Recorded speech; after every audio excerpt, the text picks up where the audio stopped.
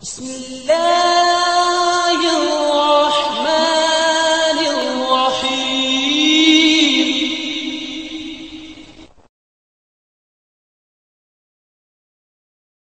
قرآن کریم میں بیان شدہ واقعات اور قصص میں سب سے بڑا قصہ موسیٰ علیہ السلام کا ہے۔ آپ اللہ کے اولو العزم رسول تھے۔ آپ کا قصہ قرآن کریم کی 73 سورتوں میں جا بجا پھیلا ہوا ہے۔ 73 سورتوں میں پھیلے ہوئے قصے کو یکجا کرنا آسان کام نہیں۔ ایسے واقعات کی جزیات کو قرآن و حدیث کی چھلنی میں سے گزارنا انتہائی ضروری ہے، تاکہ ہر بات قرآن اور حدیث سے منطبق ہو جائے اور ان کے نزول کا منشا اور تقاضا بھی پورا ہو جائے۔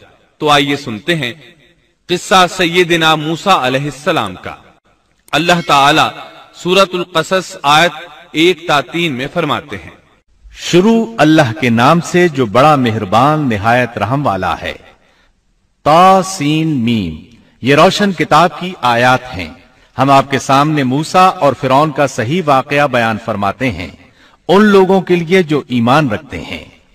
ان آیات میں اہل ایمان کے لیے نصیحت اور یاد دہانی ہے، جبکہ انہی آیات میں فاسق، نافرمان اور کجرا لوگوں کے لیے ڈراوا اور وعید ہے۔ موسیٰ علیہ السلام اللہ تعالیٰ کے مخلص پیغمبر ہیں۔ انہیں اللہ سے ہم کلام ہونے کا شرف بھی حاصل ہے۔ اس قرآن میں موسیٰ کا ذکر بھی کیجئے جو چنا ہوا اور رسول اور نبی تھا۔ آپ کا نسب نامہ اس طرح ہے: موسیٰ بن عمران بن قاہس بن لاوا بن یعقوب بن اسحاق بن ابراہیم علیہ السلام۔ آپ کے اور یعقوب علیہ السلام کے درمیان زیادہ فاصلہ نہیں۔ موسیٰ علیہ السلام سانولے رنگ کے تھے، کافی تنو مند اور لہیم شہیم تھے، قوت اور ہمت والے تھے، حتیٰ کہ بعض نے لکھا ہے کہ ان میں 10 آدمیوں کی طاقت موجود تھی۔ آپ کی زبان میں لکنت تھی، آپ کی گفتگو میں روانی نہیں تھی۔ یہی وجہ ہے کہ آپ نے ہارون علیہ السلام کے ذریعے اللہ تعالی سے مدد مانگی۔ اس کی تفصیل یوں ہے: بنو اسرائیل یعنی سیدنا یعقوب علیہ السلام کی اولاد نے سیدنا یوسف علیہ السلام کے زمانے میں فلسطین سے مصر کی جانب نقل مکانی کی، جیسا کہ ہم نے قصہ یوسف کے آخر میں ذکر کیا ہے۔ آپ کبھی کبھی بات کرتے ہوئے اٹک جاتے تھے۔ سیدنا یعقوب علیہ السلام، ان کی بیوی اور ان کے صاحبزادے سب کے سب ہجرت کر کے یوسف علیہ السلام کے پاس مصر پہنچ گئے۔ یوسف علیہ السلام مصر کے حاکم تھے، پھر سب وہیں رہائش پذیر ہو گئے۔ مورخین نے لکھا ہے جب وہ مصر میں داخل ہوئے تھے تو ان کی تعداد 80 تھی، پھر ان کی تعداد بڑھتی چلی گئی اور یہ زیادہ ہوتے چلے گئے، یہاں تک کہ جب موسیٰ علیہ السلام انہیں لے کر مصر سے باہر نکلے تو ان کی تعداد قریباً 6 لاکھ کے قریب تھی، اور یہ سب یوسف علیہ السلام کے عہد کے بعد ہوا۔ یوسف علیہ السلام کے زمانے میں مصر کا بادشاہ فرعون تھا۔ فرعون ایک لقب ہے، جیسے قیصر، کسرا اور نجاشی لقب ہیں۔ ملک حبشہ کے ہر بادشاہ کو نجاشی کہتے ہیں۔ ملک روم اور قسطنطنیہ کے ہر فرمان روا کو قیصر کہتے ہیں۔ ملک فارس کے ہر بادشاہ کو کسرا کہا جاتا تھا۔ اسی طرح جو بھی ملک مصر کا بادشاہ بنتا تھا فرعون کہلاتا تھا، اور یہ سب اس زمانے کی باتیں ہیں۔ یوسف علیہ السلام کے زمانے میں اس فرعون کا نام ایان بن وعید تھا۔ اس کے عہد میں یوسف علیہ السلام صاحب اختیار ہو گئے۔ یہ آپ کا بہت احترام کرتا تھا، اچھی طرح جانتا تھا کہ یوسف علیہ السلام اس کے دین پر نہیں ہیں، اس کے باوجود وہ آپ پر اعتبار کرتا تھا۔ آپ ہی اس کی سلطنت کے اہم امور انجام دیتے تھے۔ یوسف علیہ السلام نے اپنی خداداد حکمت عملی سے ملک کو قحط سالی سے بچایا، بھوک اور افلاس سے نجات دلائی۔ اس لحاظ سے یوسف علیہ السلام کے دور میں بنی اسرائیل نے شاہانہ زندگی بسر کی۔ ملک مصر میں انہیں اعلیٰ مقام حاصل تھا۔ ایان کی وفات کے بعد قابوس بن مصعب بادشاہ بنا۔ یہ نہایت ظالم، جابر اور مشرک تھا۔ اس نے بنی اسرائیل پر مصیبتوں کے پہاڑ توڑے، لیکن ایسا یوسف علیہ السلام کی وفات کے بعد ہوا۔ پھر قابوس کی وفات کے بعد ایک اور فرعون مصر پر حکمران ہوا۔ یہ ولید بن مصعب تھا، یعنی قابوس کا بھائی تھا۔ اس ولید بن مصعب کی بیوی آسیہ بنت مزاحم تھی۔ مردوں میں تو بہت سے کامل ہوئے، لیکن عورتوں میں مریم بنت عمران اور فرعون کی بیوی آسیہ کے سوا اور کوئی کامل نہیں ہوا، اور بلا شبہ عائشہ رضی اللہ عنہا کی فضیلت تمام عورتوں پر ایسی ہے جیسے تمام کھانوں پر سرید کی فضیلت ہے۔ آسیہ ایک نیک، پاک باز اور مومنہ خاتون تھی۔ فرعون نے انہیں زبردستی غصب کر کے لانے کا ارادہ کیا، یعنی ان کے باپ سے چھین کر زبردستی اپنے پاس رکھنے کا ارادہ کیا۔ اس پر ان کے باپ نے کہا وہ ابھی کم عمر ہے۔ فرعون بولا نہیں، وہ کم عمر نہیں ہے، تو اس کا نکاح حق مہر کے عوض میرے ساتھ کر دے۔ اب آسیہ کا باپ ان کے پاس آیا اور فرعون کے ارادے سے انہیں باخبر کیا۔ انہوں نے کہا میں ایک کافر سے کس طرح شادی کر سکتی ہوں؟ اس پر فرعون نے پورے خاندان کو ہلاک کرنے کی دھمکی دی۔ آخر کار سیدہ آسیہ نے اپنے خاندان کو بچانے کے لیے اس سے نکاح کر لیا، لیکن اس سے حق مہر لینا پسند نہ کیا۔ اس طرح سیدہ آسیہ نے دل سے برا جانتے ہوئے فرعون کے ساتھ زندگی بسر کی۔ اس کے گھر پہنچ کر وہ اس جیسی کافرہ نہیں بنی بلکہ پکی مومنہ رہی۔ بہرحال یہ تھا ان کی شادی کا واقعہ۔ یہ فرعون یعنی ولید بن مصعب بہت جابر اور ظالم شخص تھا۔ ظلم و جبر کی ان آخری حدوں کو پہنچ گیا تھا جن تک شاید انسانوں میں سے کوئی بھی نہ پہنچا ہوگا، یہاں تک کہ اس نے رب ہونے کا دعویٰ کر دیا۔ وہ اللہ تعالیٰ کا انکار کرتے ہوئے کہا کرتا تھا۔ فرعون کہنے لگا اے درباریو، میں تو اپنے سوا کسی کو تمہارا معبود نہیں جانتا۔ کہنے لگا تم سب کا رب میں ہی ہوں۔ اس نے الوہیت اور ربوبیت دونوں میں اللہ تعالیٰ سے جھگڑا کیا۔ یقیناً فرعون نے زمین میں سرکشی کر رکھی تھی اور وہاں کے لوگوں کو گروہ گروہ بنا رکھا تھا اور ان کے ایک فرقے کو کمزور کر رکھا تھا، اور ان کے لڑکوں کو تو ذبح کر ڈالتا تھا اور ان کی لڑکیوں کو زندہ چھوڑ دیتا تھا۔ بلا شک و شبہ وہ تھا ہی فساد کرنے والوں میں سے۔ اس نے لوگوں کے گروہ اور جماعتیں بنا رکھی تھیں۔ فرعون کے زمانے میں بنی اسرائیل سب سے حقیر اور کم درجہ قوم تھی۔ فرعون نے انہیں حد درجے ذلیل اور بے عزت بنا رکھا تھا۔ سبھی کو معاشرے میں نچلے طبقے میں شمار کیا جاتا تھا، جبکہ مصر میں یہی لوگ شاہانہ زندگی گزارا کرتے تھے۔ فرعون نے اعلان کرا رکھا تھا کہ بنی اسرائیل سب کے سب غلام ہیں۔ وہ ان سے زر خرید غلاموں کی طرح مزدوری لیا کرتا تھا۔ ان کی عورتوں سے لونڈیوں باندیوں جیسا برتاؤ کیا جاتا تھا۔ وہ جو چاہتا تھا ان سے کرتا تھا۔ اس نے یہ حکم اپنی رعایا میں عام دے رکھا تھا۔ مصر کے باشندے اعلیٰ درجے کے لوگ سمجھے جاتے تھے، وہ قبطی کہلاتے تھے۔ فرعون نے بنی اسرائیل کو غلام اور محکوم بنا رکھا تھا، اور اس نے ان میں سے ایک فرقے کو کمزور کر رکھا تھا۔ بنی اسرائیل اس ذلت سے نجات پانے کا انتظار کر رہے تھے، اور اس کی وجہ یہ تھی کہ انہیں ایک بشارت ملی ہوئی تھی۔ اس کے مطابق ان کا نظریہ تھا کہ فرعون کے گھر سے ایک بچہ نکلے گا جو انہیں نجات دلائے گا، اور یہ بھی بیان کیا جاتا ہے کہ یہ بشارت انہیں اس طرح ملی تھی کہ خود فرعون نے خواب دیکھا تھا کہ بیت المقدس سے آگ نکل کر مصر کی جانب بڑھتی چلی آ رہی ہے۔ وہ آگ مصر میں موجود تمام لوگوں کو جلائے ڈالتی ہے، مگر اس آگ سے بنی اسرائیل کے گھر محفوظ رہتے ہیں۔ فرعون نے اس خواب کی تعبیر کاہنوں سے پوچھی۔ وہ کاہن اس کے نزدیک عالم تھے۔ انہوں نے خواب کی تعبیر یہ بتائی کہ بنی اسرائیل میں ایک بچہ ایسا پیدا ہونے والا ہے جس کی وجہ سے مصریوں کی ہلاکت ہوگی۔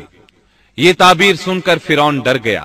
تب اس نے ایک خوفناک حکم جاری کیا، بنی اسرائیل میں جو بچہ پیدا ہو اسے قتل کر دیا جائے۔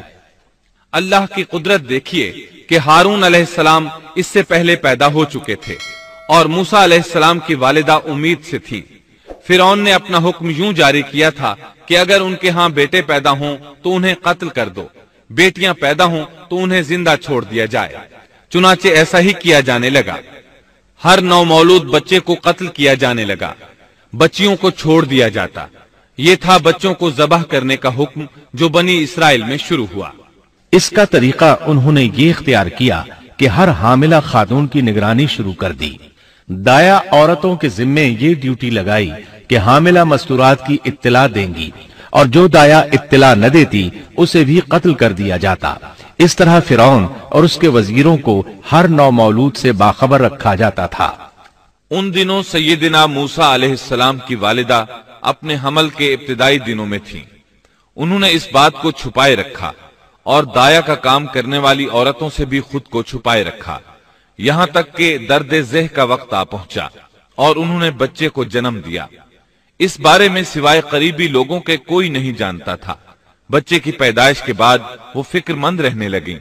حمل کے دنوں میں تو انہوں نے خود کو چھپا لیا تھا، اب بچے کو کیسے چھپائیں؟ پھر بھی اپنی پوری کوشش کرتی رہیں، یہاں تک کہ ان کے پاس اللہ کا حکم آ گیا۔ یہ حکم اللہ نے ان کے دل میں ڈالا تھا، یعنی القاء کیا گیا تھا۔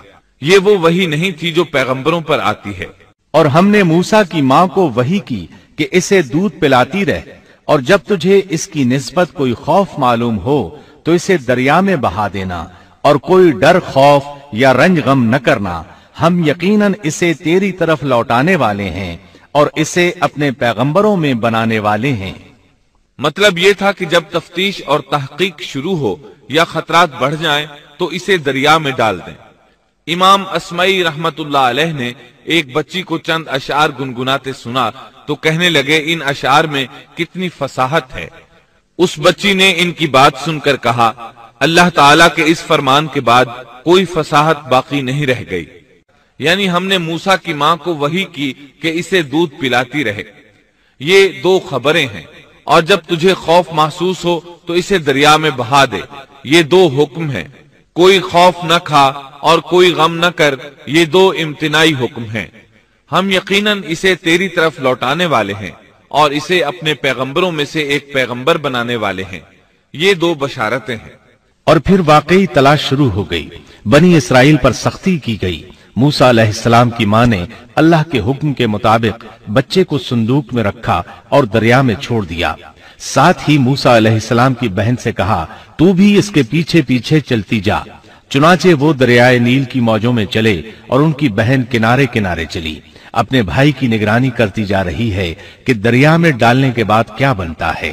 موسیٰ کی والدہ نے ان کی بہن سے کہا، تو اس کے پیچھے پیچھے جا، تو وہ اسے دور سے دیکھتی رہی اور فرعونیوں کو اس کا علم بھی نہ ہوا۔ صندوق بہتا ہوا فرعون کے محلات کے قریب آن ٹھہرا۔ محلات دریائے نیل کے کنارے تھے۔ اللہ تعالیٰ سورۃ القصص میں فرماتے ہیں، آخر فرعون کے آدمیوں نے صندوق اٹھا لیا، آخرکار یہی بچہ ان کا دشمن ہوا اور ان کے رنج کا باعث بنا۔ اب وہ اس کی بھلائی چاہ رہے ہیں، لیکن وہی فرعونیوں کے لیے وبال جان بننے والا تھا۔ فرعون کی بیوی نے فوراً پہچان لیا کہ یہ بچہ بنی اسرائیل میں سے ہے۔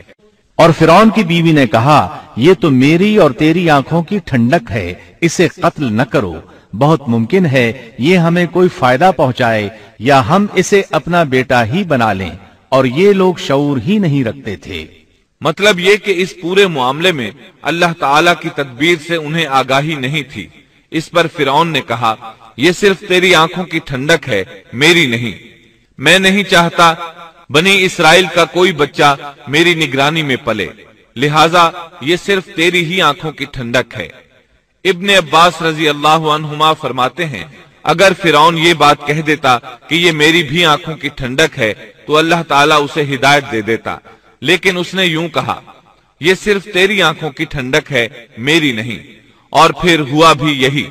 موسیٰ علیہ السلام آسیہ کی آنکھوں کی ٹھنڈک بن گئے، فرعون کی آنکھوں کی ٹھنڈک نہ بنے۔ اور موسیٰ کی والدہ کا دل بے قرار ہو گیا، یعنی اس کا دل موسیٰ علیہ السلام کی یاد کے علاوہ دنیا کی ہر چیز سے خالی ہو گیا۔ ماں کی محبت اور ماں کے دل کا حال ذرا دیکھیے، مصیبت میں اس پر کیا گزرتی ہے۔ وہ مہربانی جو ماں کے دل میں ہوتی ہے، وہ محبت جو صرف اسی دل کا خاصہ ہے، ہم مردوں کی جماعت اس کیفیت کو نہیں جانتی جو مصیبت کے وقت ماں کے دل پر گزرتی ہے۔ چنانچہ اللہ تعالیٰ فرما رہے ہیں، اور موسیٰ کی والدہ کا دل بے قرار ہو گیا۔ یعنی موسیٰ علیہ السلام کی محبت کے سوا اس دل میں اور کچھ نہ رہا۔ ہر وہ چیز جو اسے دنیا میں پیاری تھی موسیٰ کی محبت پر غالب نہ آ سکی، بس دل میں موسیٰ ہی موسیٰ تھے۔ اب دیکھیے اللہ تعالیٰ کے کام، ان کے نور چشم کو کس طرح ان کی طرف واپس لوٹایا۔ بچہ جب محل میں پہنچا تو اس نے دودھ کے لیے رونا شروع کر دیا۔ اس کے پاس دودھ پلانے والیاں لائی گئیں، لیکن بچے نے کسی عورت کا دودھ نہ پیا۔ آخر وہ بچے کو اٹھا کر باہر لائے۔ جو عورت بھی آپ کو دودھ پلانے کی کوشش کرتی ناکام ہو جاتی۔ اب ظاہر ہے یہ رکاوٹ تو اللہ تعالیٰ کی طرف سے تھی، کوئی دودھ پلانے میں کامیاب ہو بھی کیسے سکتی تھی۔ ادھر موسیٰ علیہ السلام کی بہن دور کھڑی یہ سب دیکھ رہی تھی۔ یہ کہنے لگیں، کیا میں تمہیں ایسا گھرانہ نہ بتاؤں جو اس بچے کی تمہارے لیے پرورش کرے اور ہوں بھی وہ اس بچے کے خیر خواہ؟ انہوں نے پوچھا، اے بچی، تو کیسے جانتی ہے کہ وہ اس بچے کی خیر خواہی کریں گی؟ بچی نے جواب دیا، اس لیے کہ وہ ایک غریب گھرانہ ہے، جب انہیں معلوم ہوگا کہ یہ بچہ فرعون کے گھر سے آیا ہے تو انہیں انعام و اکرام ملنے کی امید رہے گی۔ اس گھر میں ایک نیک سیرت خاتون ہے، وہ اس بچے کو بخوشی دودھ پلانا قبول کرے گی۔ انہوں نے کہا، چلو ٹھیک ہے۔ چنانچہ آپ کی بہن انہیں گھر لے آئی۔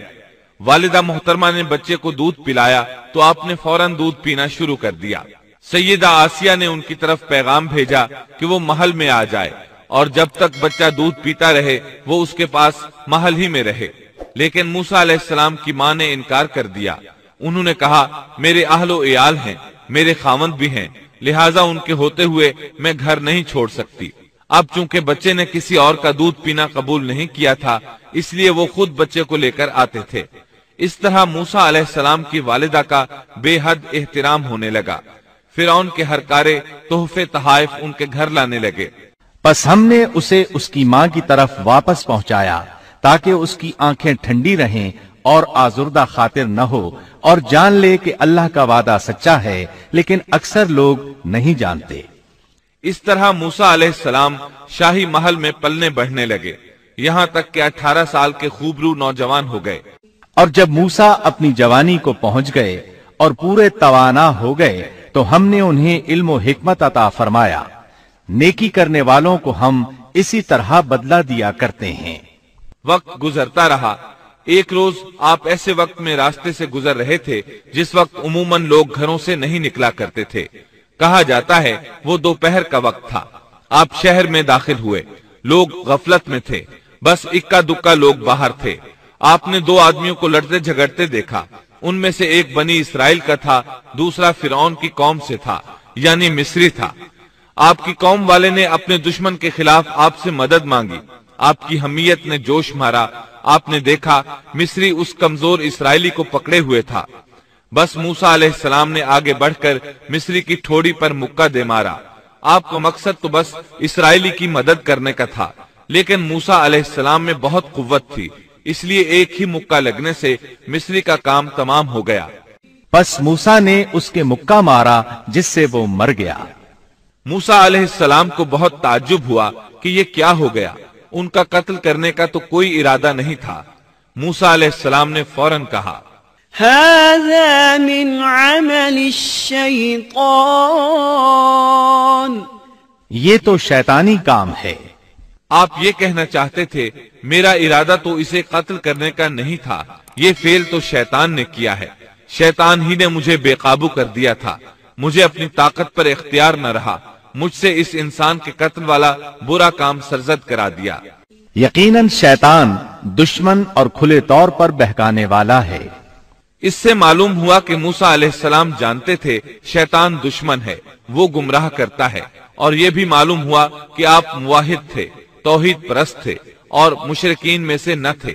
یہی تو باتیں ہیں جو اللہ تعالیٰ نے بیان فرمائی ہیں، مثلاً آیت 14 میں ہے، وَكَذَلِكَ نَجْزِي الْمُحْسِنِينَ، اور نیکی کرنے والوں کو ہم اسی طرح بدلہ دیا کرتے ہیں۔ آپ ایمان پر تھے، کفر پر نہیں تھے۔ آپ نے اللہ تعالیٰ سے اس بلا ارادہ ہو جانے والے گناہ کی معافی مانگی، اللہ تعالیٰ کے حضور توبہ کی۔ پھر کہنے لگا کہ اے پروردگار، میں نے خود اپنے اوپر ظلم کیا، تو مجھے معاف فرما دے۔ اللہ نے اسے بخش دیا، وہ بخشنے والا اور بہت مہربانی کرنے والا ہے۔ یہ گناہ بلا ارادہ ہوا تھا، خطا تھی۔ پھر آپ نے ان الفاظ میں اللہ سے وعدہ کیا، کہنے لگا اے میرے رب، جیسے تو نے مجھ پر یہ کرم کیا، میں بھی اب ہرگز کسی گناہگار کا مددگار نہیں بنوں گا۔ آپ کا مطلب یہ تھا کہ باری تعالیٰ آپ نے مجھے معافی دے کر مجھ پر کرم کیا۔ گویا آپ کو سمجھ آ گئی تھی کہ اللہ تعالیٰ نے ان کی توبہ قبول کر لی ہے، ان پر رحم فرما دیا ہے۔ चुनाचे अब वादा कर रहे हैं कि किसी गुनाहगार की कभी मदद नहीं करेंगे बल्कि उनके खिलाफ रहेंगे। ताहम उन्हें इस बात का खदशा लाहिक हो गया था कि कहीं उन्हें इस मिस्री के कत्ल के बदले में कत्ल न कर दिया जाए। सुबह ही सुबह डरते अंदेशे की हालत में खबरें लेने के लिए शहर में गए। अचानक देखा कि वही शख्स जिसने कल उनसे मदद तलब की थी उनसे फरियाद कर रहा है। मूसा ने उससे कहा कि इसमें शक नहीं, तू तो सरी गुमराह है। मतलब ये कि जब वो शहर पहुंचे तो उन्होंने कल जैसा ही मंजर देखा। वही इस्राएली एक दूसरे मिस्री से लड़ रहा था। इन्हें देखकर उसने फिर इनसे मदद मांगी। तब आपने फरमाया, तू तो झगड़ालू आदमी है।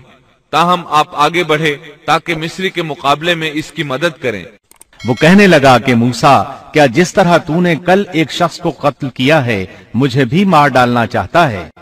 उसकी इस बात से मूसा अलैहिस्सलाम समझ गए कि कल वाली खबर शहर में फैल चुकी है।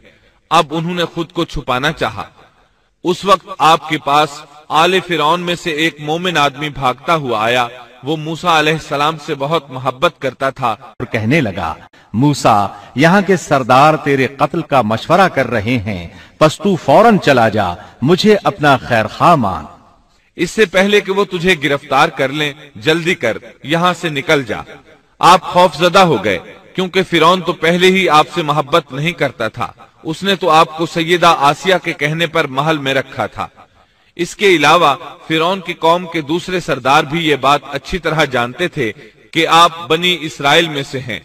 वो आपसे बुग़्ज़ रखते थे। अब तो उनके हाथ मौका आ गया था। इस मौके से फायदा उठाते हुए उन्होंने कत्ल का मशवरा किया था। चुनाचे मूसा अलैहिस्सलाम वहां से खौफजदा होकर निकल खड़े हुए।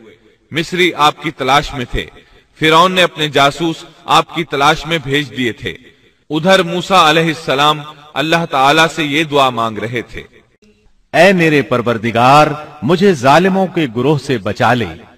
अल्लाह ताला ने आपकी दुआ कबूल फरमाई, आपको रास्ता भी दिखाया। आप जंगल की तरफ निकल खड़े हुए।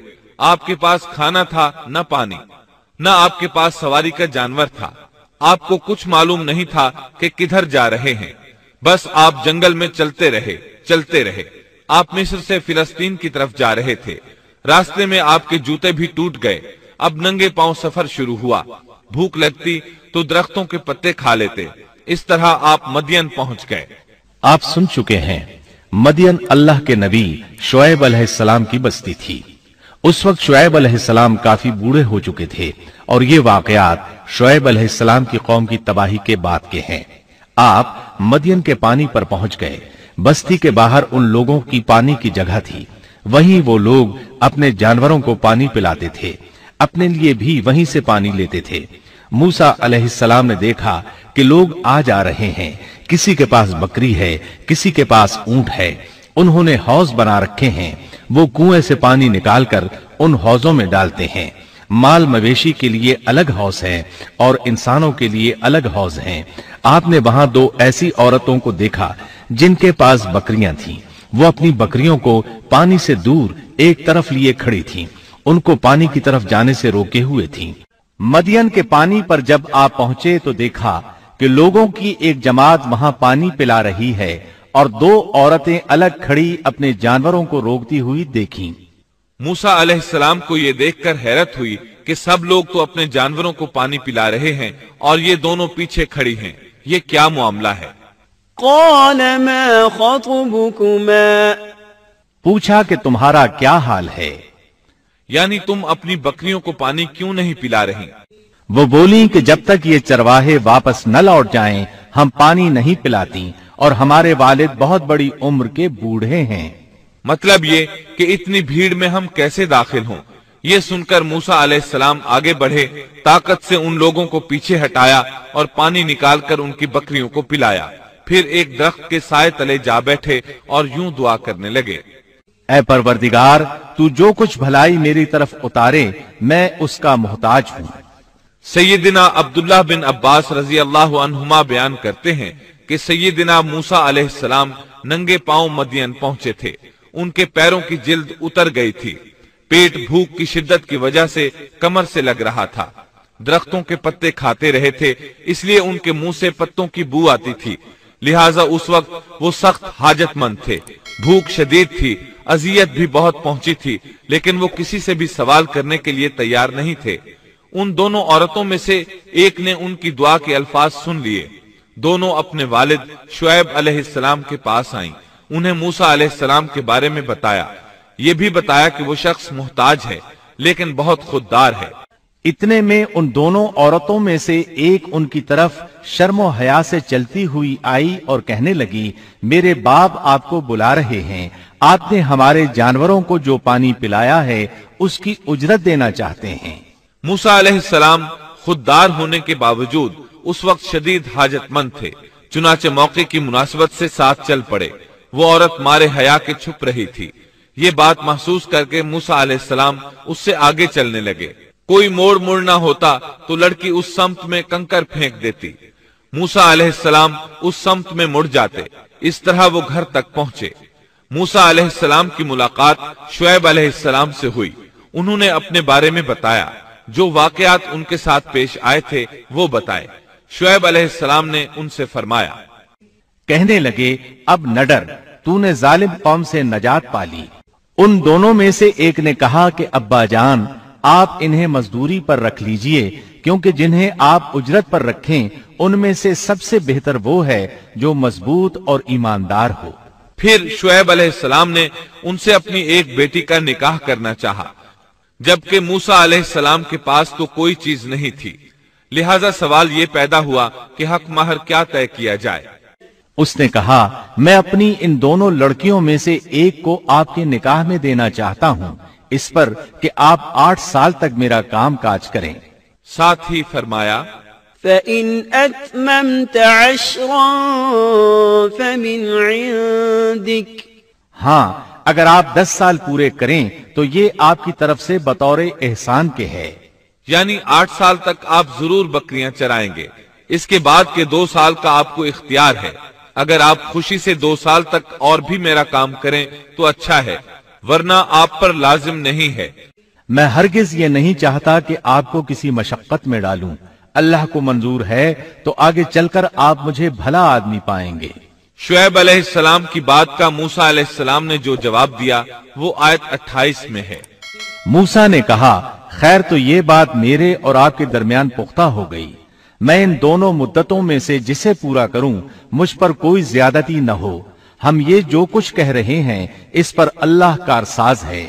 مطلب یہ کہ سیدنا موسیٰ علیہ السلام کہہ رہے ہیں کہ اب یہ اختیار میرا ہے کہ میں 8 سال پورے کروں یا 10 سال، مجھ پر کوئی زیادتی نہیں ہوگی۔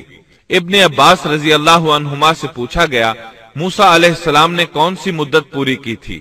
آپ نے فرمایا، انہوں نے 10 سال پورے کیے تھے۔ موسیٰ علیہ السلام نے ادھر 10 سال پورے کیے، یعنی اپنا عہد پورا کیا۔ اب انہیں خیال آیا کہ کافی وقت گزر چکا ہے اور حالات بھی بدل چکے ہیں، لہٰذا اب میں واپس مصر جا سکتا ہوں، اپنی والدہ، اپنے بھائی اور بہن سے ملنا چاہیے۔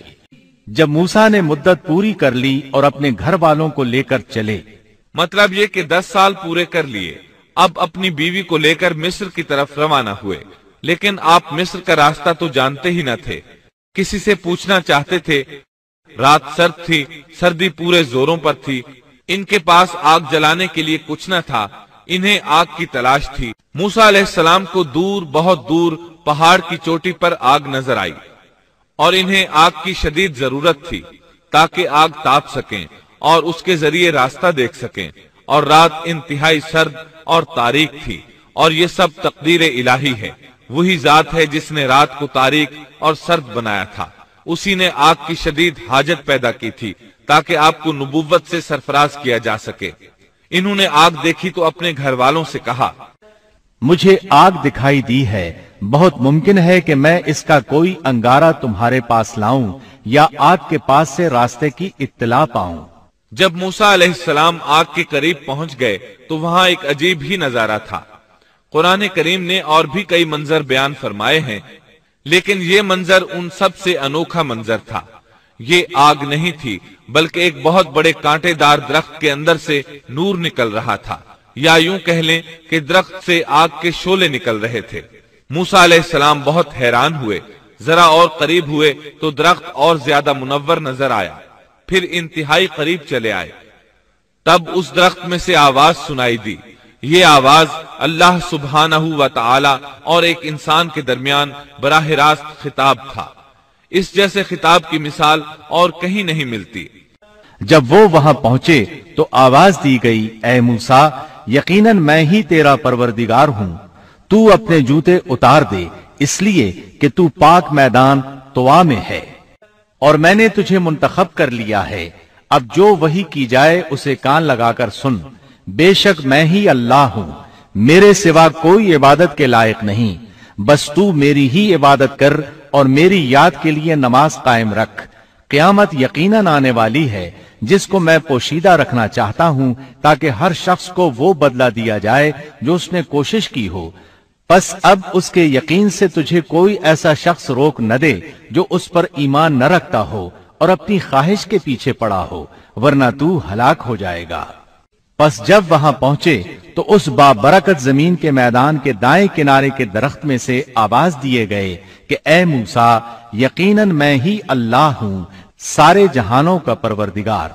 اللہ تعالیٰ نے براہ راست ان سے کلام فرمایا، ان سے خطاب کیا اور اپنی عظمت کو ان کے سامنے ظاہر کیا۔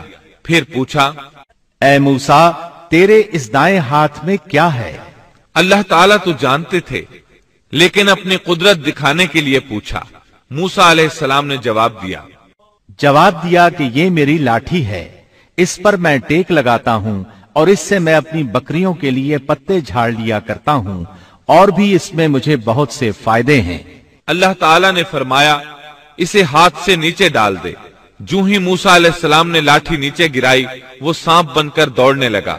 پھر جب اس کو دیکھا کہ وہ سانپ کی طرح پھن پھنا رہی ہے تو پیٹھ پھیر کر واپس ہو گئے، یعنی اس طرح بھاگے کہ پیٹھ پھیر کر نہ دیکھا۔ ایسے میں اللہ تعالیٰ نے آواز دی، اے موسیٰ، آگے آ، ڈر مت، یقیناً تو ہر طرح امن والا ہے۔ فرمایا، بے خوف ہو کر اسے پکڑ لے، ہم اسے اسی پہلی سی صورت میں دوبارہ لا دیں گے، یعنی اسے دوبارہ لاٹھی بنا دیں گے۔ موسیٰ علیہ السلام واپس پلٹے، اس کو دم سے پکڑا تو وہ پھر لاٹھی بن گئی۔ اب اللہ تعالیٰ نے فرمایا، اور اپنا ہاتھ اپنی بغل میں ڈال لے، اپنے ہاتھ کو اپنے گریبان میں ڈال۔ دونوں جملوں کا ایک ہی مطلب ہے کہ اپنے ہاتھ کو کپڑے کے نیچے سے داخل کر کے اپنی بغل تک لے جا۔ موسیٰ علیہ السلام نے ایسے ہی کیا۔ جب ہاتھ باہر نکالا تو وہ اس طرح چمک رہا تھا جیسے سورج۔ ان کے ہاتھ سے نور عظیم نکل رہا تھا۔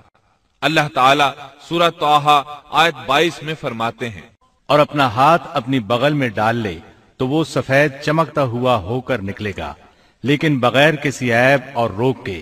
یہ دوسرا معجزہ ہے۔ دوسرے مقام یعنی سورۃ القصص آیت 32 میں ہے، اپنے ہاتھ کو اپنے گریبان میں ڈال، وہ بغیر کسی قسم کے روگ کے چمکتا ہوا بالکل سفید نکلے گا۔ اور جب ہاتھ کو دوبارہ بغل میں لے جاؤ گے تو روشنی ختم ہو جائے گی، یعنی ایک بار ہاتھ بغل میں دو گے تو روشن ہو کر باہر نکلے گا، اور جب دوسری بار ہاتھ بغل میں لے جاؤ گے تو روشنی چلی جائے گی، اور یہ اللہ تعالیٰ کی طرف سے معجزہ ہوگا۔ سورۃ القصص آیت 32 میں ہے، اور خوف سے بچنے کے لیے اپنے بازو اپنی طرف ملا لے، یعنی جب تو خوف و خطرہ محسوس کرے، تجھے کوئی دھمکی دے اور تجھے کوئی خوف محسوس ہو تو اپنا ہاتھ اپنی طرف ملا لینا، خوف جاتا رہے گا۔ حافظ ابن کثیر رحمت اللہ علیہ فرماتے ہیں کہ موسیٰ علیہ السلام کی اقتداء میں جو شخص بھی گھبراہٹ کے موقع پر اپنے دل پر ہاتھ رکھے گا تو اس کے دل سے خوف جاتا رہے گا یا کم از کم ہلکا ہو جائے گا انشاءاللہ۔ اللہ تعالیٰ سورۃ القصص آیت 32 میں فرماتے ہیں، بس یہ دونوں معجزے تیرے لیے تیرے رب کی طرف سے ہیں، فرعون اور اس کی قوم کی طرف، یقیناً وہ سب کے سب بے حکم اور نافرمان لوگ ہیں۔ آگے اللہ تعالیٰ فرماتے ہیں، یہ اس لیے کہ ہم تجھے اپنی بڑی بڑی نشانیاں دکھانا چاہتے ہیں۔ اس کے بعد سورہ طٰہٰ آیت 24 میں یہ حکم ملتا ہے، اب تو فرعون کی طرف جا، اس نے بڑی سرکشی مچا رکھی ہے۔ موسیٰ علیہ السلام نے اللہ تعالیٰ سے ان الفاظ میں عرض کی، موسیٰ نے کہا، اے میرے پروردگار، میرا سینہ میرے لیے کھول دے اور میرے کام کو مجھ پر آسان کر دے اور میری زبان کی گرہ بھی کھول دے۔ یعنی میری زبان میں لکنت ہے، جب تک میری زبان کی یہ حالت ہے میں انہیں کس طرح دعوت دوں گا، جیسا کہ سورہ طٰہٰ آیت 27 اور 28 میں ہے۔ اور میری زبان کی گرہ بھی کھول دے تاکہ لوگ اچھی طرح میری بات کو سمجھ سکیں۔ حافظ ابن کثیر رحمت اللہ علیہ فرماتے ہیں کہ آپ کے بچپن کے زمانے میں آپ کے سامنے کھجور اور انگارے رکھے گئے تھے۔ آپ نے انگارہ لے کر منہ میں رکھ لیا تھا، جس سے زبان میں لکنت ہو گئی۔ پھر اللہ تعالیٰ سے دعا کی کہ میری زبان کی گرہ کھل جائے۔ موسیٰ علیہ السلام کے اس ادب کو دیکھیے کہ صرف حاجت کے بقدر سوال کیا، یہ نہیں کہا کہ میری زبان بالکل صاف ہو جائے، بلکہ اتنا کہا کہ میری زبان کی گرہ کھل جائے تو لوگ میری بات سمجھ لیں۔ سورہ طٰہٰ آیات 29 تا 36 میں ہے۔ اور میرا وزیر میرے کنبے میں سے کر دے، یعنی میرے بھائی ہارون کو، تو اس سے میری کمر کس دے اور اسے میرا شریک کار کر دے، تاکہ ہم دونوں کثرت سے تیری تسبیح بیان کریں اور کثرت سے تجھے یاد کریں۔ بے شک تو ہمیں خوب دیکھنے بھالنے والا ہے۔ اللہ تعالیٰ نے فرمایا موسیٰ تیرے تمام سوالات پورے کر دیے گئے۔ ابن ابی حاتم میں ہے، عائشہ رضی اللہ عنہا کے بھانجے عروہ رحمت اللہ علیہ بیان کرتے ہیں کہ عائشہ رضی اللہ عنہا عمرے کے لیے جاتے ہوئے کسی اعرابی کے ہاں مقیم تھیں کہ انہوں نے ایک شخص کو سنا جو پوچھ رہا تھا کہ دنیا میں کس بھائی نے اپنے بھائی کو سب سے زیادہ نفع پہنچایا۔ اس سوال پر تمام لوگ خاموش ہو گئے اور کہہ دیا کہ ہمیں اس کا علم نہیں۔ اچانک ایک شخص بولا کہ اللہ کی قسم مجھے اس کا علم ہے۔ عائشہ رضی اللہ عنہا فرماتی ہیں کہ اس شخص کی بات سن کر میں نے دل میں کہا یہ شخص کتنی بڑی جسارت کر رہا ہے کہ انشاءاللہ کہے بغیر اس نے قسم اٹھا دی۔ پھر لوگوں نے اس سے کہا کہ بتاؤ۔ اس نے کہا موسیٰ علیہ السلام، جنہوں نے اپنی دعا سے اپنے بھائی ہارون کو نبوت دلوائی۔ عائشہ رضی اللہ عنہا فرماتی ہیں کہ میں یہ بات سن کر دنگ رہ گئی اور دل میں کہا کہ واقعی اس سے زیادہ کوئی بھائی اپنے بھائی کو فائدہ نہیں پہنچا سکتا۔ اللہ نے سچ فرمایا ہے کہ موسیٰ علیہ السلام اللہ کے پاس بڑے آبرودار تھے۔ اس طرح موسیٰ علیہ السلام کی سفارش سے اللہ تعالیٰ نے ہارون علیہ السلام کو نبوت عطا فرما دی۔ اس موقع پر موسیٰ علیہ السلام نے جو کہا سورۃ القصص آیت 33 تا 35 میں آتا ہے، موسیٰ نے کہا پروردگار میں نے ان کے ایک آدمی کو قتل کیا تھا، اب مجھے اندیشہ ہے کہ وہ مجھے بھی قتل کر ڈالیں گے، اور میرا بھائی ہارون مجھ سے بہت صاف زبان والا ہے، تو اسے بھی میرا مددگار بنا کر میرے ساتھ بھیج دے کہ وہ مجھے سچا مانے، مجھے تو خوف ہے کہ وہ سب مجھے جھٹلائیں گے۔ اللہ تعالیٰ نے فرمایا ہم تیرے بھائی کے ساتھ تیرا بازو مضبوط کر دیں گے اور تم دونوں کو غلبہ دیں گے، فرعون کے لوگ تم تک پہنچ ہی نہیں سکیں گے، ہماری نشانیوں کے سبب تم دونوں اور تمہاری فرمانبرداری کرنے والے ہی غالب رہیں گے۔ موسیٰ علیہ السلام نے سفر طے کیا اور فرعون کی طرف چلے آئے۔ پہلے اپنی ماں، بہن اور بھائی سے ملے، پھر اپنے بھائی ہارون کو ساتھ لے کر فرعون کی طرف چلے۔ آپ نے دستک دی تو دربانوں نے آپ کو واپس لوٹا دیا۔ وہ صرف قوم کے سرداروں ہی کو اس کے پاس جانے دیتے تھے۔ انہوں نے موسیٰ علیہ السلام سے کہا واپس چلے جاؤ۔ تب موسیٰ علیہ السلام نے فرمایا انی رسول، میں تو قاصد ہوں، پیغام لے کر آیا ہوں۔ اب قاصد تو دوسرے بادشاہوں کے ہوتے تھے، انہیں تو اندر جانے دیا جاتا تھا، چنانچہ دربانوں نے آپ کو بھی اندر جانے دیا اور وہ آپ کو پہچان نہ سکے، لیکن فرعون نے انہیں پہچان لیا۔ یہ منظر قرآن کی بہت سی آیات میں بیان ہوا ہے۔ اللہ نے فرمایا ہرگز ایسا نہ ہوگا، تم دونوں ہماری نشانیاں لے کر جاؤ، ہم خود سننے والے تمہارے ساتھ ہیں۔ فرعون نے موسیٰ علیہ السلام کو پہچان لیا، کہنے لگا تو موسیٰ ہے؟ جواب ملا ہاں۔ فرعون نے جو کچھ کہا سورۃ الشعراء آیت 18 تا 22 میں ہے۔ فرعون نے کہا کیا ہم نے تجھے تیرے بچپن کے زمانے میں اپنے ہاں نہیں پالا تھا، اور تو نے اپنی عمر کے بہت سے سال ہم میں نہیں گزارے؟ پھر تو اپنا وہ کام کر گیا جو کر گیا، اور تو ناشکروں میں سے ہے۔ موسیٰ نے جواب دیا میں نے یہ کام اس وقت کیا تھا جب میں راستہ بھولے ہوئے لوگوں میں سے تھا، پھر تم سے خوف کھا کر میں بھاگ گیا، پھر مجھے میرے رب نے حکم اور علم دیا اور مجھے اپنے پیغمبروں میں سے کر دیا، مجھ پر کیا تیرا یہی احسان ہے جسے تو جتا رہا ہے کہ تو نے بنی اسرائیل کو غلام بنا رکھا ہے؟ موسیٰ علیہ السلام نے یہ باتیں فرعون سے پورے رعب اور دبدبے سے کہیں۔ تب فرعون بولا، وما رب العالمین، وہ رب کون ہے جس کی طرف تو ہمیں بلانا چاہتا ہے؟ موسیٰ علیہ السلام نے فرمایا، وہ آسمانوں اور زمین اور ان کے درمیان کی تمام چیزوں کا رب ہے، اگر تم یقین رکھنے والے ہو۔ یہ باتیں موسیٰ علیہ السلام نے فرعون کے دربار میں سر عام تمام لوگوں کو مخاطب کر کے کہی تھیں۔ آپ کی بات کا فرعون نے جو جواب دیا وہ سورۃ الشعراء آیت 25 تا 28 میں ہے۔ فرعون نے اپنے ارد گرد والوں سے کہا، کیا تم سن نہیں رہے؟ موسیٰ نے فرمایا، وہ تمہارا اور تمہارے اگلے باپ دادوں کا پروردگار ہے۔ فرعون نے کہا، لوگو تمہارا یہ رسول جو تمہاری طرف بھیجا گیا ہے یہ تو یقیناً دیوانہ ہے۔ موسیٰ نے فرمایا، وہی مشرق اور مغرب کا اور ان کے درمیان کی تمام چیزوں کا رب ہے، اگر تم عقل رکھتے ہو۔ موسیٰ علیہ السلام نے اب ایسی چیزوں کا ذکر شروع کیا جو فرعون کے بس میں نہیں تھی، اس لیے کہ فرعون کہتا تھا میں رب ہوں، جبکہ موسیٰ علیہ السلام فرما رہے تھے آسمانوں کا، زمینوں کا، مشرق اور مغرب کا رب اللہ ہے۔ اور یہ وہ چیزیں تھیں جن کو سب جانتے تھے کہ یہ فرعون کی دسترس میں نہیں ہیں۔ جب معاملہ یہاں تک پہنچ گیا، یعنی خطرناک حد تک پہنچ گیا، تو فرعون نے ان الفاظ میں دھمکی دی۔ فرعون کہنے لگا، سن لے، اگر تو نے میرے سوا کسی اور کو معبود بنایا تو میں تجھے قیدیوں میں ڈال دوں گا۔ اب میں موسیٰ علیہ السلام فرمایا، اگرچہ میں تیرے پاس کوئی ظاہر چیز لے آؤں۔ جواب میں فرعون نے کہا، اگر تو سچوں میں سے ہے تو اس کو پے کر۔ اب وقت آ چکا تھا کہ موسیٰ علیہ السلام اس کے سامنے معجزات ظاہر فرماتے۔ ہم تیرے پروردگار کے بھیجے ہوئے ہیں، تو ہمارے ساتھ بنی اسرائیل کو بھیج دے، ان کی سائیں ختم کر دے۔ ہم تو تیری طرف تیرے رب کی طرف سے نشان لے کر آئے ہیں، اور سلامتی اسی کے لیے ہے جو ہدایت کا پابند ہو جائے۔ ہماری طرف وہی گئی ہے کہ جو جھٹلائے اور روگردان کرے اس کے لیے عذاب ہیں۔ فرعون نے پوچھا، اے موسیٰ، تم دونوں کا رب کون ہے؟ انہوں نے جواب دیا، ہمارا رب وہ ہے جس نے ہر ایک کو اس کی خاص شکل و صورت عنایت فرمائی، پھر راہ سمجھائی۔ اس نے کہا، اچھا یہ تو بتاؤ اگلے زمانے والوں کا حال کیا ہونا ہے؟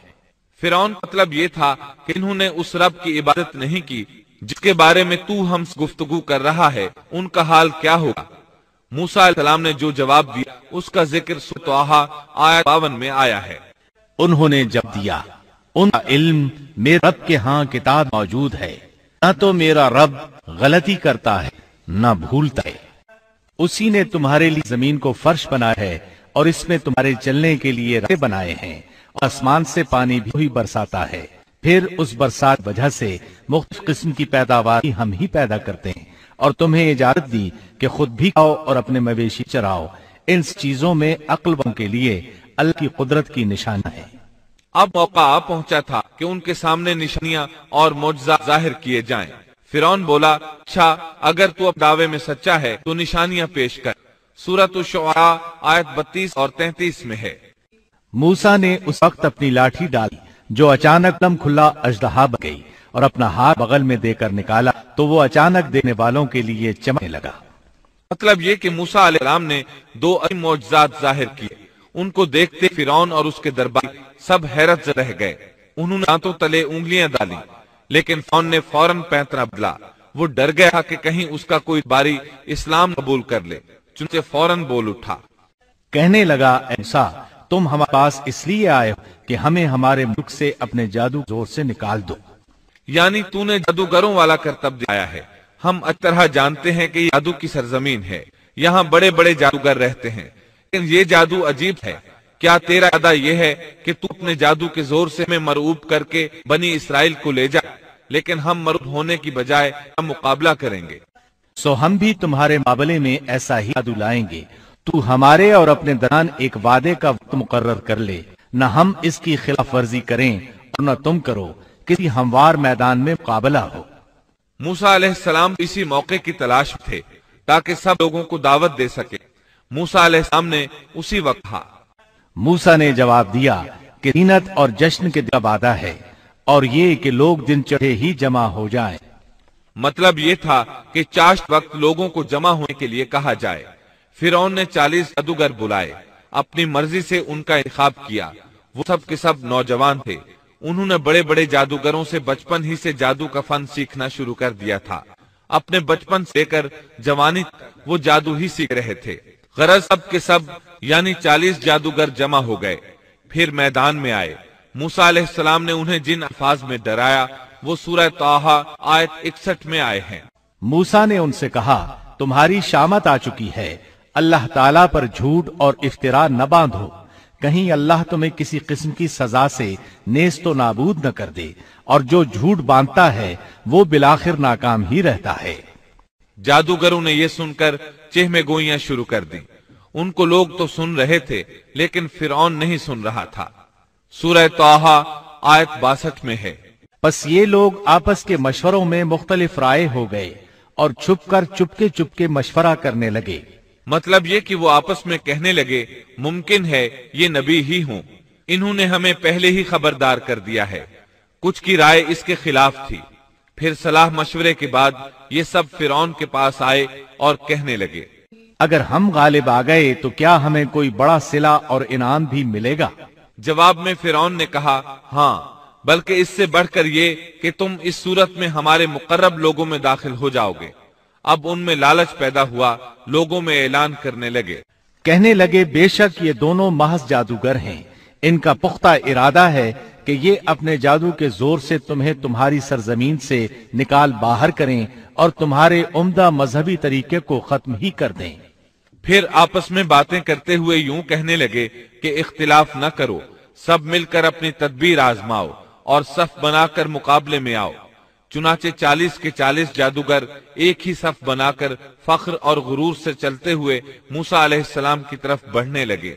ادھر موسیٰ علیہ السلام آگے بڑھے، بس ہارون علیہ السلام آپ کے پیچھے تھے۔ لوگوں کی حالت دیکھنے کے قابل تھی۔ ان کی زبان پر یہ الفاظ تھے، وَقَدْ أَفْلَحَ الْيَوْمَ مَنِ اسْتَعْلَى، جو آج غالب آ گیا وہی کامیاب ہے۔ جادوگر پھر کہنے لگے، اے موسیٰ، یا تو پہلے ڈال یا ہم پہلے ڈالنے والے بن جائیں۔ اللہ سبحانہ و تعالی نے موسیٰ علیہ السلام کی طرف وحی کی کہ پہلے انہیں ڈالنے دے۔ قَالَ بَلْ أَلْقُوا، جواب دیا کہ نہیں، تم ہی پہلے ڈالو۔ ان جادوگروں کے پاس لاٹھیاں اور رسیاں تھیں، انہوں نے وہ میدان میں ڈال دیں۔ دیکھتے ہی دیکھتے وہ لکڑیاں اور رسیاں حرکت کرنے لگیں، عجیب و غریب شکل و صورت میں بڑی تیزی سے ادھر ادھر آنے جانے لگیں۔ سورہ طٰہٰ آیت 66 میں اللہ تعالیٰ فرماتے ہیں، اب تو موسیٰ کو یہ خیال گزرنے لگا کہ ان کی رسیاں اور لکڑیاں ان کے جادو کے زور سے دوڑ بھاگ رہی ہیں۔ سورۃ الاعراف آیت 116 میں اس واقعے کو اللہ تعالیٰ نے یوں بیان کیا ہے، جب انہوں نے ڈالا تو لوگوں کی آنکھوں پر جادو کر دیا اور ان کو دہشت زدہ کر دیا اور ایک طرح کا بہت بڑا جادو بنا لائے۔ جادو کے کرتب سے لوگوں کی آنکھوں پر جادو کر دیا، بس سب کو یوں دکھائی دیتا تھا کہ یہ سب سانپ ہیں۔ سب لوگ خوف زدہ سے ہو گئے۔ موسیٰ علیہ السلام نے بھی کچھ خوف سا محسوس کیا کہ یہ کیسا جادو ہے۔ اسی وقت اللہ تعالیٰ نے موسیٰ علیہ السلام کو تسلی دی اور فرمایا، ہم نے کہا کچھ خوف نہ کر، یقیناً تو ہی غالب اور برتر رہے گا، تیرے دائیں ہاتھ میں جو ہے وہ ڈال دے۔ سیدنا ہارون علیہ السلام نے آپ کو لاٹھی پکڑائی، آپ نے اس کو میدان میں ڈال دیا، وہ اژدہا بن گئی اور اس نے ان تمام کو نگلنا شروع کر دیا۔ اللہ تعالیٰ سورہ طٰہٰ آیت 69 میں فرماتے ہیں، اور تیرے دائیں ہاتھ میں جو ہے اس کو ڈال دے تاکہ یہ ان کی تمام کاریگری کو نگل جائے۔ انہوں نے جو کچھ بنایا ہے یہ صرف جادوگری کے کرتب ہیں، اور جادوگر کہیں سے بھی آئے کامیاب نہیں ہوتا۔ جادوگروں نے پورے مجمع پر جادو کر رکھا تھا۔ جب موسیٰ علیہ السلام کا عصا ان سب کو نگل گیا تب انہوں نے جان لیا کہ ان کے جادو کے جواب میں یہ جادو نہیں ہو سکتا، یہ تو اللہ تبارک و تعالی کی طرف سے معجزہ ہی لگتا ہے۔ اللہ تعالیٰ سورہ طٰہٰ آیت 70 میں فرماتے ہیں، جادوگر سجدے میں گر گئے اور کہنے لگے، ہم تو ہارون اور موسیٰ کے رب پر ایمان لے آئے۔ انہیں یقین ہو گیا تھا کہ یہ جادو نہیں ہے بلکہ یہ اللہ کا معجزہ ہے۔ ان کے الفاظ سن کر فرعون غضبناک ہو گیا، آگ بگولا ہو گیا، اس لیے کہ 40 کے 40 جادوگر سجدے میں گر گئے تھے۔ وہ بولا، میری اجازت سے پہلے ہی تم اس پر ایمان لے آئے؟ یعنی تم نے مجھ سے پوچھا تک نہیں، مشورہ نہیں کیا اور اس پر ایمان لے آئے۔ بے شک یہی تمہارا وہ بڑا بزرگ ہے جس نے تمہیں جادو سکھایا ہے۔ مطلب یہ کہ یہ تمہارا استاد ہے اور تمہارا یہ پہلے سے طے شدہ پروگرام تھا۔ چنانچہ وہ کہنے لگا، بے شک یہ ایک سازش تھی جس پر تم نے اس شہر میں عمل کیا تاکہ تم سب اس شہر سے یہاں کے رہنے والوں کو باہر نکال دو۔ اب وہ انہیں دھمکیاں دینے پر اتر آیا، جیسا کہ سورہ طٰہٰ آیت 71 میں ہے۔ سن لو، میں تم سب کے ہاتھ اور پاؤں مخالف سمتوں میں کٹوا کر تم سب کو کھجوروں کے تنوں پر لٹکوا دوں گا، اور تمہیں معلوم ہو جائے گا کہ ہم دونوں میں سے کس کا عذاب زیادہ سخت اور دیر پا ہے۔ اس پر جادوگروں نے جو جواب دیا وہ سورہ طٰہٰ آیت 72 میں آیا ہے۔ ان لوگوں نے جواب دیا کہ ہم ان دلائل اور اس ذات کے مقابلے میں تجھے کبھی ترجیح نہیں دیں گے جس نے ہمیں پیدا کیا ہے۔ تجھے جو کرنا ہے دل کھول کر کر ڈال، تو سوائے اس کے کہ اس دنیاوی زندگی میں کچھ کر لے اور کر بھی کیا سکتا ہے۔ فرعون نے فوراً ان جادوگروں کو مذکورہ سزا دلوائی اور جادوگر یہ کہتے ہوئے چلے، اب ہم اپنے پروردگار پر ایمان لا چکے تاکہ وہ ہمارے پچھلے گناہ معاف کر دے، اور تو نے جو جادو کے سلسلے میں ہم پر زور ڈالا اس کو بھی معاف کر دے، اور اللہ تعالیٰ ہی بہتر اور سدا باقی رہنے والا ہے۔ سیدنا عبداللہ بن عباس رضی اللہ عنہما فرماتے ہیں کہ ان جادوگروں کے علاوہ اس قوم سے 3 ہی افراد ایمان لائے تھے، ایک آسیہ، دوسرا وہ دوڑ کر آنے والا آدمی، اور تیسرا وہ آدمی جو آل فرعون میں سے تھا اور اپنے ایمان کو چھپائے ہوئے تھا۔ باقی سب کے سب کفر پر ہی ڈٹے رہے۔ اب سب پر حق عیاں ہو چکا تھا۔ فرعون نے اپنی خاص جماعت سے مشورہ کیا کہ اب کیا کیا جائے۔ انہوں نے مشورہ دیا کہ بنی اسرائیل پر عذاب بڑھا دیا جائے۔ سورۃ المومن آیت 25 میں اس کا ذکر آیا ہے۔ جب ان کے پاس موسیٰ ہماری طرف سے دین حق لے کر آئے تو انہوں نے کہا، جو اس کے ساتھ ایمان لانے والے ہیں ان کے لڑکوں کو مار ڈالو اور ان کی لڑکیوں کو زندہ رکھو، کافروں کی جو ہیلا سازی ہے وہ غلطی ہی میں ہے۔ اب بنی اسرائیل پر دوبارہ آزمائش کا مرحلہ شروع ہو گیا۔ فرعون کہنے لگا، اور فرعون نے کہا، مجھے چھوڑو کہ میں موسیٰ کو مار ڈالوں، اسے چاہیے کہ اپنے رب کو پکارے، مجھے تو ڈر ہے یہ کہیں تمہارا دین نہ بدل ڈالے یا ملک میں کوئی بہت بڑا فساد نہ برپا کر دے۔ اس کی ان باتوں اور ارادہ قتل کے مقابلے میں موسیٰ علیہ السلام اللہ تعالیٰ سے یوں دعا مانگتے ہیں۔ موسیٰ نے کہا، میں اپنے اور تمہارے رب کی پناہ میں آتا ہوں ہر اس تکبر کرنے والے شخص سے جو روز حساب پر ایمان نہیں رکھتا۔ آل فرعون میں سے ایک آدمی جو پوشیدہ طور پر ایمان لا چکا تھا فوراً اس معاملے میں دخل دیتا ہے، اور ایک مومن شخص نے جو فرعون کے خاندان میں سے تھا اور اپنا ایمان چھپائے ہوئے تھا کہا کہ کیا تم ایک شخص کو محض اس بات پر قتل کرتے ہو کہ وہ کہتا ہے میرا رب اللہ ہے اور تمہارے رب کی طرف سے دلیلیں لے کر آیا ہے۔ وہ انہیں دعوت دیتا ہے، اور یہ وقت دعوت کا کتنا عظیم وقت ہے۔ اس نے کہا، اس آدمی کی پیروی کرو۔ پھر فرعون کو اللہ تعالیٰ کی نعمتیں یاد دلاتا ہے، نبی کی مخالفت سے روکتا ہے۔ آخرکار فرعون اسے بھی مار ڈالنے پر تل جاتا ہے، لیکن اللہ تعالیٰ اسے بچا لیتے ہیں، جیسا کہ سورۃ المومن آیت 45 میں ہے۔ پس اللہ تعالیٰ نے اسے تمام برائیوں سے محفوظ رکھا جو ان لوگوں نے سوچ رکھی تھیں، اور فرعون والوں پر بری طرح کا عذاب الٹ دیا۔ مسلسل تبلیغ اور معجزات دکھانے کے باوجود موسیٰ علیہ السلام پر بنی اسرائیل کے علاوہ آل فرعون سے تھوڑے سے لوگ ایمان لائے تھے۔ اکثر لوگ فرعون اور سرداروں کے ڈر کی وجہ سے کفر و سرکشی پر ہی بضد رہے، جیسا کہ اللہ تعالیٰ سورہ یونس آیت 38 میں فرماتے ہیں، فما آمن لموسى إلا ذرية من قومه على خوف من فرعون وملئهم أن يفتنهم وَإِنَّ فِرْعَوْنَ لَعَالٍ فِي الْأَرْضِ وَإِنَّهُ لَمِنَ الْمُسْرِفِينَ۔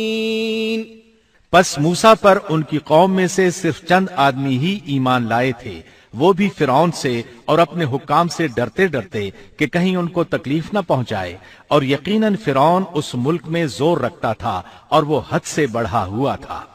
بنی اسرائیل پر آزمائشیں شروع ہو گئیں تو موسیٰ علیہ السلام نے ان سے فرمایا، علی اللہ توکلنا، اور موسیٰ نے کہا، اے میری قوم، اگر تم اللہ پر ایمان رکھتے ہو تو اسی پر توکل کرو، اگر تم اطاعت کرنے والے ہو۔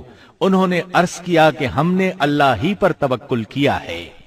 پہلے اگرچہ انہوں نے موسیٰ علیہ السلام سے شکوہ کیا تھا اور یہ کہا تھا، ہم تو ہمیشہ مصیبت ہی میں رہے، آپ کی تشریف آوری سے پہلے بھی اور آپ کی تشریف آوری کے بعد میں بھی۔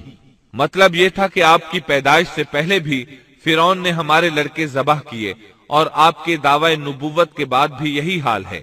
البتہ بعد میں انہوں نے اپنے اس جواب سے رجوع کر لیا، معافی مانگی اور یوں کہا، انہوں نے عرض کیا کہ ہم نے اللہ ہی پر توکل کیا، اے ہمارے پروردگار، ہم کو ان ظالموں کے لیے فتنہ نہ بنا اور ہمیں اپنی رحمت سے ان کافر لوگوں سے نجات دے۔ اس کے بعد اللہ تعالیٰ نے موسیٰ علیہ السلام کو وحی فرمائی۔ اس کا ذکر سورہ یونس آیت 87 میں ہے۔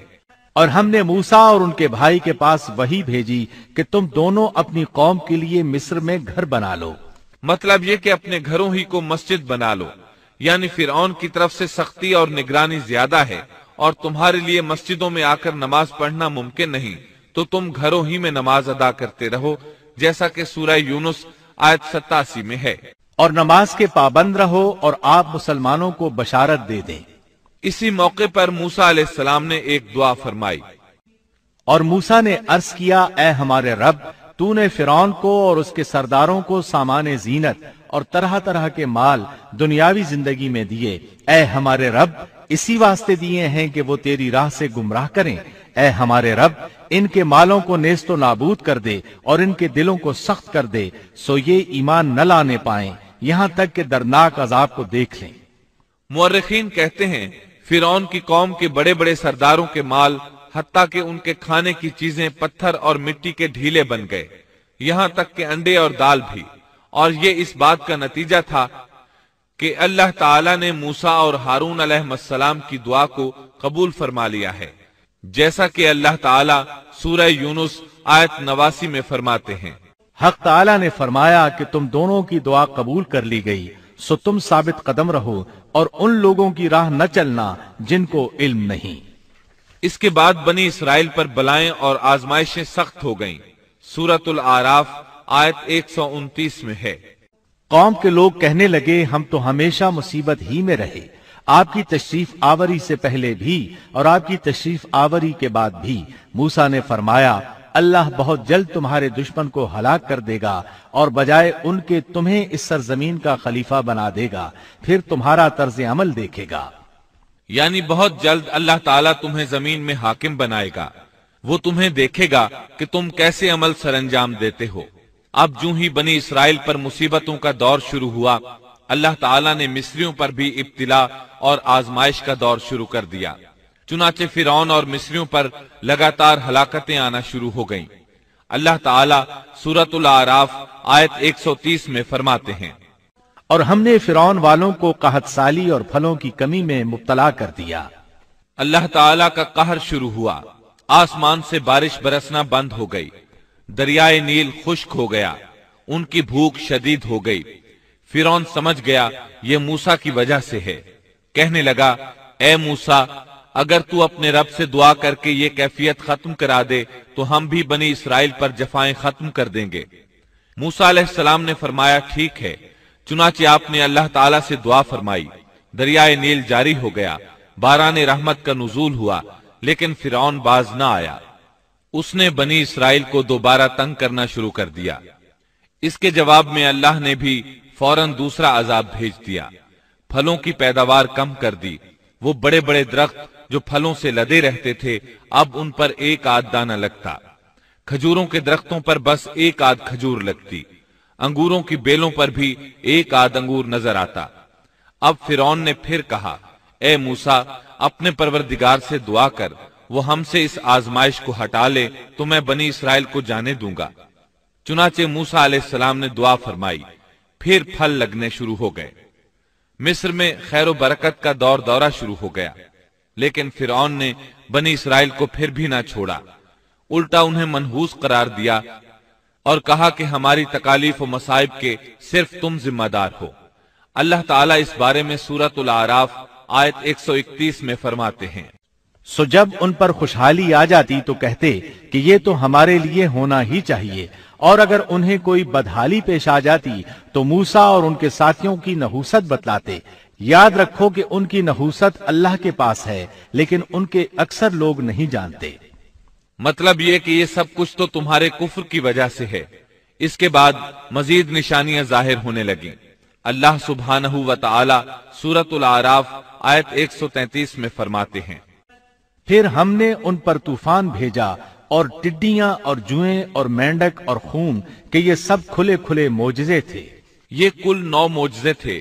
ان میں سے پہلا معجزہ لاٹھی کا اژدہا بن جانا، دوسرا معجزہ ہاتھ کا روشن ہو جانا، تیسرا معجزہ قحط سالی، چوتھا معجزہ پھلوں میں کمی، اور باقی 5 معجزات کا ذکر اسی آیت مبارکہ میں آیا ہے۔ طوفان، ٹڈیاں، جوئیں، مینڈک اور خون۔ ان 5 میں سے پہلا معجزہ ہے طوفان۔